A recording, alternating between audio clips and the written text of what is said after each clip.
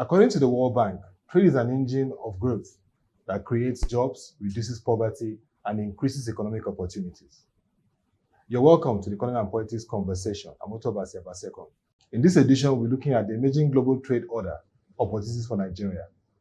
With me to have this conversation is Dr. Vincent Nwani, the strategy leader for Safrik Investments. It's great to have you on the program.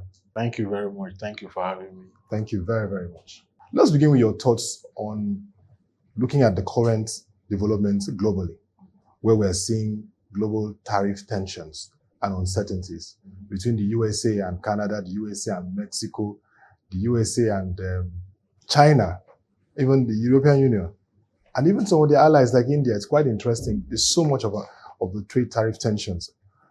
For Nigeria, what are your thoughts on how Nigeria should begin to shape out in this phase? Well, thank you for this conversation. It's quite timely. I'm not going to regurgitate the fact that the world is in an interesting time right now since the arrival of President Trump, the American president on January 20, 2025. We've seen trade war, unprecedented trade war. Am I surprised? The answer is no. We saw it coming and it's here with us. And the question is, how will Nigeria shape up? Probably to immune ourselves from the negative spillover effects, or even to take opportunity in the emerging trade realities across the world. But before I go into that, make no mistake, in trade war, no one wins in a trade war. So in a trade war, no one wins? No one wins the trade war. Of course, it is eloquent, it is nationalistic to start a trade war. People will clap for you. And there are short-term gains to it, but on the medium to long term, even the economy or the agents or the institution or the platform that starts the trade war even gets to lose out more than the target, the ones targeted. But that's not the conversation for today. Yeah. The question is, how do we shape ourselves? And can you imagine that since this trade war have started, nobody have mentioned Africa. Nobody have mentioned Nigeria at all. Yeah. And that clearly shows where the world places us. And we're well situated there because the whole of Africa accounts for about 3% of world trade. And a continent that accounts for 15% of world population accounts for just 3% of world trade. Of global trade. And about global trade. And for example, like last year, the report showed that about $32 trillion worth of trade activity. So that means Africa does account for 3%. Just 3% of that. So probably and definitely that's one of the reasons why we are not even considered in this equation of because we are insignificant in that. But having said that, the value of non-oil exports from Nigeria, last year, it's about $5 billion US, quite small. The oil trade thereabout continues to drive. Continue to drive everything. Do we want to even lose the $5 billion US? No, we want to scale it. So how do we begin to shape up? The most important thing for us to do is that charity begins at home. Okay. Even before the trade war, are we doing up to our potentials? And now we have a trade war. One thing is that since America is fighting with their allies and their friends, I heard that it's even trying to start something with Russia now. That would be the effect of their response on the Ukraine war and ceasefire. What we need to do is to be diplomatic, make new friends, and keep old ones in this circumstance. But like I said, charity begins at home. We need to begin to take ourselves seriously. Why we have not even benefited from global trade before this recent trade war. What are the issues? We need to fix those lingering issues. For instance, last month, Japan is not involved in this current trade war. And that is where Nigeria exports 40% of our sesame seed. Just banned Nigeria from bringing in sesame seed because of impurities and standardization issues. So the few crops, non-oil products that we take out, it's important that we fix those issues. Why they are being rejected in Italy, in Netherlands, That's the issue of the quality and assurance, quality assurance certifications. issues, and even begin to fix also the port issues and the Trade documentation. facilitation has been a very huge challenge. Exactly. So if you ask me, Nigeria, because whether it is Canada, whether it's Japan, whether it is China, Mexico, everybody still need what we have, which is primary. Even the European Union bloc exactly themselves, the primary products Yeah. for industry and for everything. Even the former Minister of Industry and Investment says no country transits from port to reach exporting raw materials. It has to be value addition. Exactly. So we need to fix those issues that have been hindering or militating against our ability to take advantage of global trade. And what are those fundamental issues? What are those issues? Which are inherent, lingering, and can I say they are domestic? Okay. More of domestic. We can make all the rules in the world, the AGOA, after, African Continental Free Trade Area Agreement. We can come up with all the fancy acronyms until Nigeria fix our and one is standardization. We have standard organization, we have Nigerian Export Promotion Council, we have Nigerian Investment. All these agencies need to sit up. I know that they are not there to collect revenue or to hinder trade, but to facilitate trade. They should see themselves from policing trade to facilitating and enabling what? Trade. It should be a reset from the policy exactly. of trade and fiscal. Exactly. Because that's where also this whole instructions and orders come from. Now, the Standard Organization of Nigeria, the NAFDAC, the Nigerian Port Authority, even Nigerian Customs Authority will also need to help us to fix the lingering issues around the port environment. The issues about single window not being implemented fully, the issues around warehousing issues where 15% of the crops and the non-agricultural, non-oil products going out get to spoil in our ports. The issues around cargo issues and all the issues we have in the port. There are so many, making it that Nigerian port is probably the costliest port in the world. 80% of cargo that come into Nigeria to offload. Of automation, they're still very the costliest. 80% of cargo that come into Nigeria to offload imported goods leave Nigeria without carrying anything. They leave Nigeria empty. It gets to stop. And the only way to stop is for us to imbibe this single window, reduce manualization, and in fact, it is easy to import into Nigeria than to export because you need 14 signatures to import, but you need 18 signatures to export. So reducing that some of those process is very important. And we've been saying it over and over. But probably this trade war arena will probably ginger us to do more, especially as the reform policies of this new administration we had is beginning to yield few or initial or early outcomes. So that comes to the next question of the opportunities, if there are opportunities or trade or threats to Nigeria in the emerging, of course, trade order that we have, the changing trade order.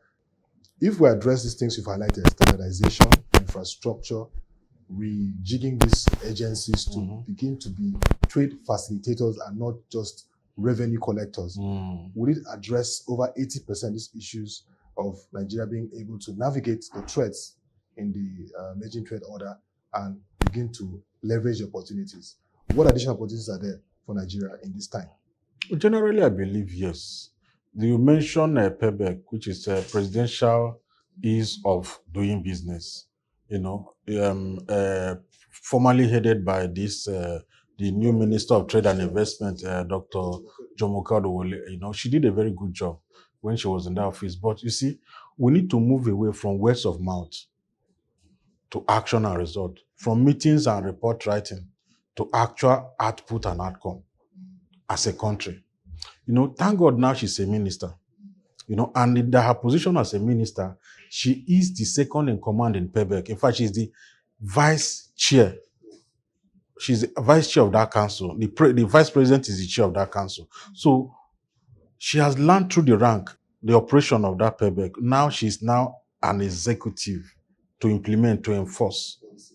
I think she's 3 or 4 months into that role now. And in the next 6 months, within the next 2 months, making it 6 months in her office, we'll begin to appraise had she beginning to address all the challenges she had when she was the CEO of PEBEC? So this is a direct message to Dr. Jomoko Duwole that we are putting eyes on her. And part of those matrices is that at the end of 2025, we want to see Nigeria's non-oil export move from 5.6 billion US dollars on the average we've done over the past 5 years to 10 billion. We are going to judge them by outcome and output, not the number of reports written or the number of meetings held at this time. That is the only way we will say that we have benefited from the ongoing trade war. When there is a war, everybody look for a new friend. So clearly, now there are trade war. The guys that feel that they are impacted or they're offended will look for new friends. And Nigeria is there as a good bride, big country, good potential, good everything. So clearly, we're going to make new friends. How are we going to utilize those new friends, at least on the interim? Mind you, I'm telling you that this trade war is not going to linger for a long time. They will settle at some point, but now it is hot. How are we positioning ourselves to make new friends diplomatically? But apart from making new friends and flying first class for meetings, how are we fixing the lingering, inherent challenges that have been affecting or impeding our export? And I've mentioned a few of them. Fix the port challenges and port crisis. Fix them. And in fixing them, you need to ensure that the single window work efficiently. The anomalies at the port is reduced. Before we talk about traffic issue, the traffic have reduced now immediately after the port road was fixed through a very nice arrangement. These are some of the innovative solutions we want to see in fixing this port crisis. Apart from that, the structural issues around the competition or silent envy between the authorities. You see everybody want to be in the port. The Nigerian Port Health Organization want to be there. So many agencies. The regulation released by former Minister of Finance, I think Dr. Ngozi Okonjo-Iweala, said that it's only 6 agencies that should be at the port. But as we speak, we have over 14 agencies at the port. In fact, the Nigerian Police Department have 3 different parallel, and all of them operate in a parallel fashion. The anti-crime, anti-bomb, and anti-something only on Nigerian police. So if you even unbundle this agency, I said that they are 14 now, but if you unbundle them, it's over 30. And if you are going to export, you are going to have to deal with each of these agencies one by one. It's an impediment. You need about 33 signatures. Some electronic, some physical, for you to take away a ton of cashew nut out of the country. In fact, 25% of cashew nut headed to India last year, 2024, got bad in the port.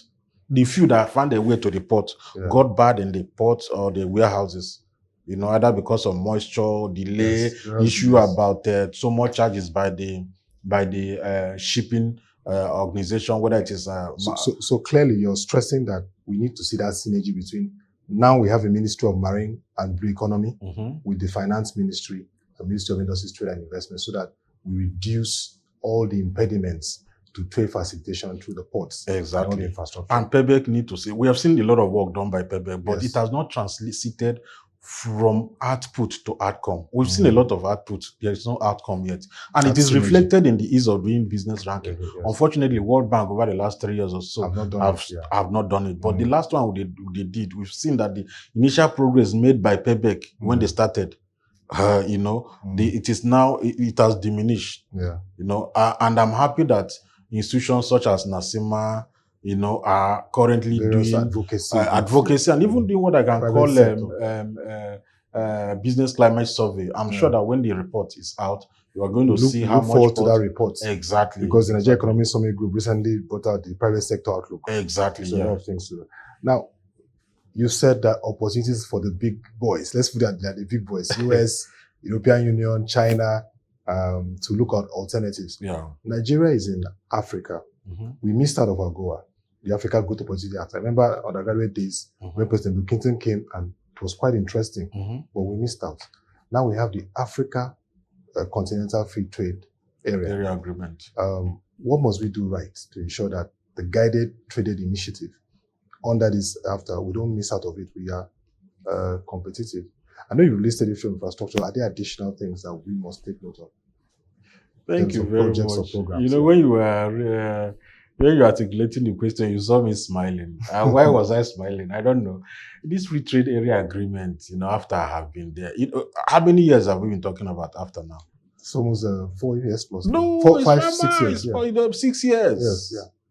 When after was celebrated, I think around 2016 or 17, yes, when it came, you know, we were all jumping. We thought that after 1 I year, think of 2 the years, period that when the whole secretarial activity now took off and we now saw action. yes, Let's say 4 years. you know, so I normally say let's talk less and do more.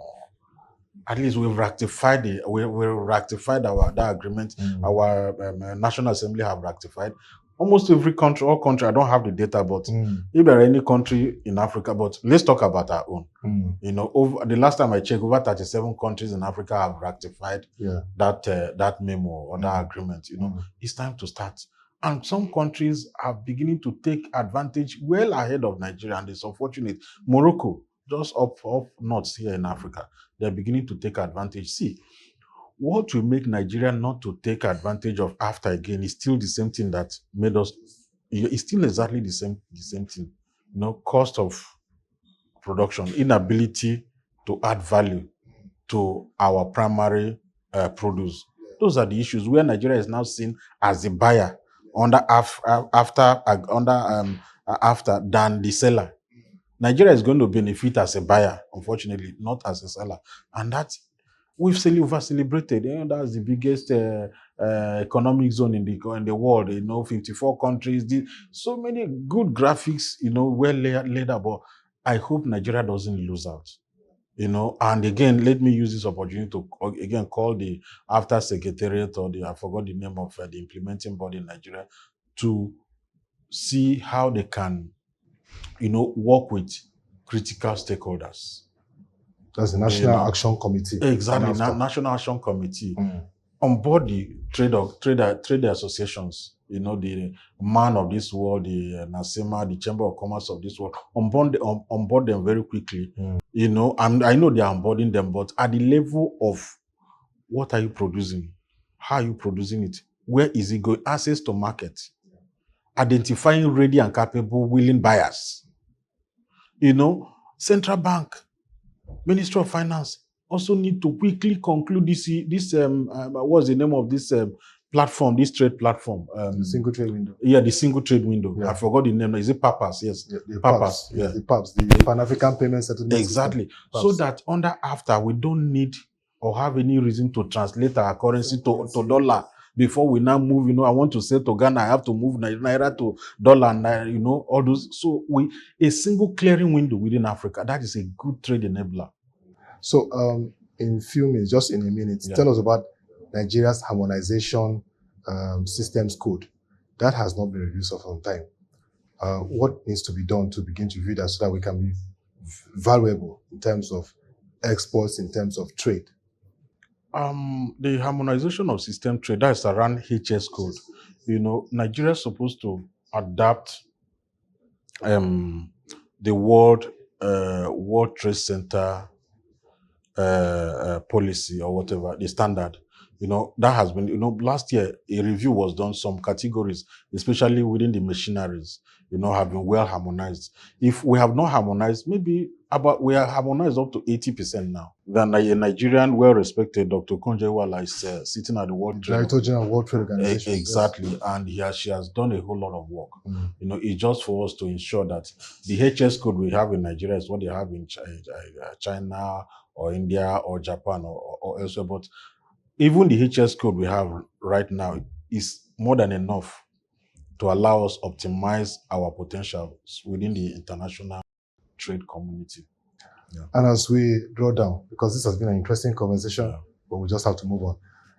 Pro-share analysts believe that Nigeria needs to move from the era of aid to concessions, you know, concessions and loans, to an era of trade and investment-based relations that are value-added. We've seen AIDS and all that. It's not really done enough. What are your thoughts on this? What must we do to get it right? I agree completely with the pro-share analyst. I agree completely. There is a book I read when I was a bit younger, written by Dambetsa Moyo, I think a lady from Kenya, and she said that it is a dead aid. I join her in that profound statement. The relationship between African countries and the aid providers is, can I say, is the propagation and sustenance of slave and master relationship. And unfortunately, 80% of this so-called aid, the money never gets into our country, but it is booked against our debit, unfortunately. So if we must trade, if we must stay at the same table and negotiate, we need to negotiate at equal rank as partners. So I joined President Trump in punching US aid activities. And I know other countries, UK has just also reviewed exactly Japan, where some of these aids are coming in. Even the few that finally flew into the country never get to exactly where it should get to. In fact, I've been part of teams, or lead team that implemented one of these aid assisted, interventions in the country. And to be honest, what I ask myself, are these people really ready for development? There are a lot of things when you see that they bring in their consultant from that place, pay them almost everything. So almost 90% still go back to their people. Yeah. They fly, put themselves in the right hotel, take coffee, and that everything is on our credit. So that need to stop. We need to stop being baby fed. We need to start eating with spoon. We're no longer babies. Yeah. Our solid minerals, our especially the ones that deals with electric electric batteries and all that we now have. Yeah. We need to explore Lithium. them. Lithium. So this is the time to begin to not negotiate with donors, but negotiate with investors. Yeah. The big solid mineral or the big mining companies in the world. Negotiate with them. Yeah. Look at what is happening in Burkina Faso now. I'm not an advocate of a military regime, but there is a lot to learn from Burkina Faso. In less than 2 years, miracle is happening there. Production. So it's time to look at the eyes of this donor and say enough is enough. Enough is enough. Yeah. Under a democratic system, I think enough is enough. It's time we need trade. We don't want the aid. We don't want it. See, Nigeria concessionary loan last year, that's a foreign loan, grew by about 80% only last year. If we don't pay, our children will pay. It's concessionary because you're not paying now, you pay later, the interest is so small. So the big word concessionary loan that never developed Venezuela, did not develop Argentina, never developed Brazil, and it will not develop anywhere in Africa. Yeah. So the big word is the shift has to come. Exactly. And charity begins at home. Yeah. Once we start doing well in our country, they will respect us and say, can we trade? Can we trade? Important. Before anybody will respect you, they will look at your family, look at your children, look at the way you are treating your children for them to deal with you. These countries are treating us because they see the way we are treating ourselves. The day will change. Ensure human rights, right democracy, right politics, right election, simple things that we can do for ourselves. The conversation will change. Very nice conversation, and we hope to have more in the future. Thank you very much, Dr. Vincent Nwani, strategy leader, Safrik Investments. It's nice having you. Thank you. Yeah. In the words of the Director General of the World Trade Organization, Dr. Ngozi Okonjo-Iweala, trade is a force for good. If properly harnessed, can lift millions of people out of poverty and achieve shared prosperity. I hope you enjoyed this conversation. If you want to get further insights, visit our website displayed on the screen and follow our social media handles for further engagements. Thank you for being part of this conversation. My name is Ottoabasi Abasiekong. Bye for now.